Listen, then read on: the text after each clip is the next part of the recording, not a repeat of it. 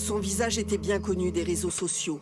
Raphaël Graven, qui se faisait appeler JP, Jean Pormanoff, participait depuis des années à des vidéos diffusées sur le net. Il acceptait de subir en direct des violences, des insultes, des humiliations à répétition de la part d'autres influenceurs. Et de ce live de plusieurs jours, voici les dernières images. On devine sous une couette au premier plan son corps inanimé.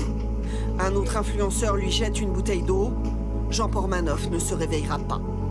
Une mort en direct, suivie par des milliers d'abonnés qui choquent depuis hier. Je suis atterrée par la bêtise humaine, jusqu'où ça peut aller. Quand on voit les plateformes, que ce soit Twitch ou Kik, la majorité des personnes qui payent pour voir ce genre de contenu, c'est les jeunes. Et malheureusement, il y a une remise en question sur la responsabilité des responsables de ces jeunes-là. Il y a certainement des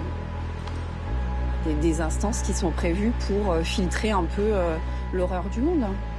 Le parquet de Nice a ouvert une enquête pour recherche des causes de la mort.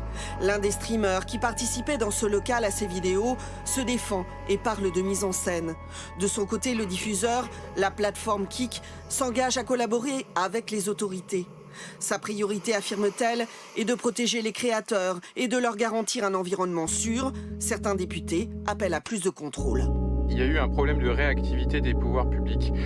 L'Arcom, qui a de nouveau été saisi, avait déjà été saisi par 2 reprises. Et donc, soit il y a eu un problème de cadre juridique, et c'est ce qu'il faudra voir, soit il y a eu un problème de moyens humains, parce qu'aujourd'hui, il n'y a que 23 personnes à l'Arcom qui sont chargées de l'application du règlement européen sur les services numériques. Suite à des révélations de Mediapart, la police avait déjà, en janvier dernier, entendu les différents influenceurs. Jean Pormanoff avait déclaré à l'époque